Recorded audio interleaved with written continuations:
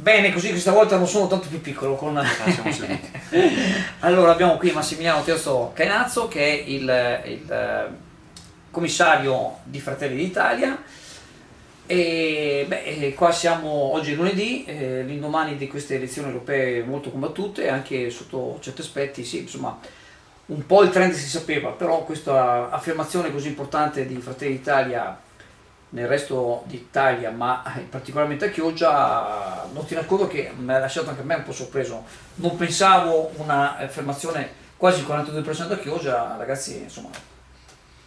Sì, infatti permettimi che per prima cosa vorrei ringraziare tutte le persone che hanno votato per Fratelli d'Italia che oggi hanno preso più di 6.000 voti e una percentuale quasi il 42%, 41,8% perché gli Cioè, ultimi seggi poi arrivano cioè, mano a mano che va avanti la notte o la mattina. Però insomma è un numero importante perché Fratelli d'Italia si è confermato il primo partito a livello nazionale, è cresciuto anche rispetto alle politiche e non era semplice, però la cosa che a noi dà particolare soddisfazione è che in Veneto, cioè nella regione in cui Fratelli d'Italia ha raggiunto la percentuale massima rispetto a tutte le altre regioni, arriva al 37% e Chioggia addirittura supera questo dato andando ancora sopra anche la media pur altissima che c'è in regione Veneto.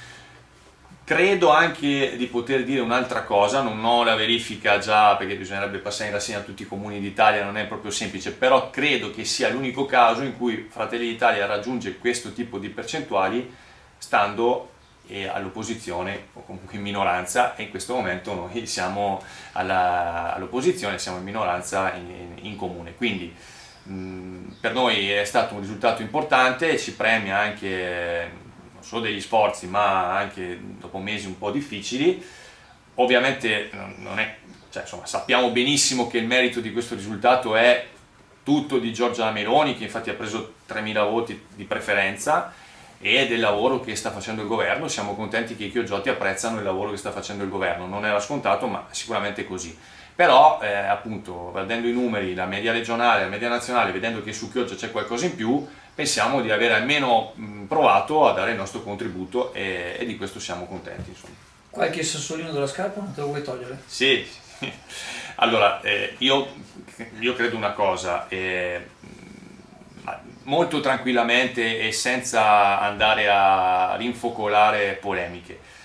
Alla fine di mesi molto travagliati e per i cittadini anche secondo me incomprensibili, comunque alla fine qualcuno si è preso la responsabilità di spaccare il centrodestra, perché la decisione finale l'ha presa il sindaco dicendo che per lui era giusto andare avanti con l'alleanza che ha costruito in Consiglio Comunale. Va bene, questa è una scelta che comunque è legittima, gli è consentito. Credo che le prime elezioni utili erano queste e i cittadini che in qualche modo si riconoscono nel centrodestra hanno scelto di stare con Fratelli d'Italia, quindi hanno dato un segnale di dire vogliamo stare con quella parte, abbiamo votato prima da quella parte e continuiamo a votare da quella parte. Quindi secondo me è un segnale che arriva da due parti, da noi che ci dice che abbiamo una responsabilità, perché come dicevo prima non possiamo prenderci il merito di tutti questi voti, però sicuramente abbiamo la responsabilità a livello locale, avendo questo grande consenso, di lavorare con i nostri concittadini e prepararci per il futuro, perché bisogna guardare avanti. Dall'altro lato è un messaggio che va invece da parte del comune, dell'amministrazione, e se non ripensamenti rispetto al passato, che penso che non sia neanche più il caso di sperarci, deve dare un suggerimento, e cioè ci sono tante cose da fare, alcune molto difficili, ce ne siamo resi conto anche noi stando in amministrazione, però piuttosto che andare a perdere il tempo in polemiche contro qualche persona perché è antipatica o perché è di Fratelli d'Italia, piuttosto che andare a stuzzicare o a diciamo creare problemi a qualcuno perché è con il nostro partito o perché si avvicina al nostro partito, è meglio occuparsi di risolvere i problemi, perché questa tattica, al di là che sia giusta o sbagliata, secondo me è sbagliata, ma si è visto che non paga. Quindi alla fin fine, anche per una questione di interesse concreto, bisognerebbe cambiare strategia. Noi speriamo che sia così, però vabbè, facciamo la nostra parte. Bisogna avere anche l'intelligenza per capire queste cose. credo che a qualcuno manchi. I numeri però parlano abbastanza chiaro. Chi ha da capire capisca. Sì, allora ho ringraziato inizialmente tutti i nostri elettori. Permettimi, so che Andrea abbiamo parlato anche prima, di fare gli auguri di pronta guarigione a Matteo Penzo, che comunque è tornato a casa, quindi vuol dire che sta meglio, però ovviamente insomma, siccome è partecipe di questa soddisfazione, per brindare assieme lo aspettiamo Certo, presto, insomma. certamente, È una certo. notizia perché tante persone si sono informate anche. Sì. Beh, insomma, è stata una cosa abbastanza, tra l'altro, parliamoci chiaro, ha rischiato la vita.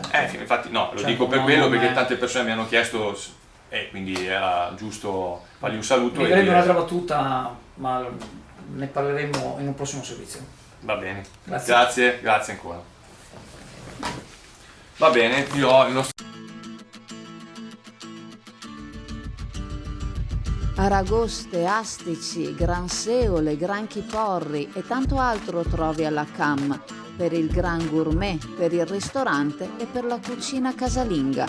La pescheria CAM propone pescato fresco tutti i giorni e specialità che altrove non trovi. Ottimi prodotti, ottimo servizio e la comodità del parcheggio a un passo.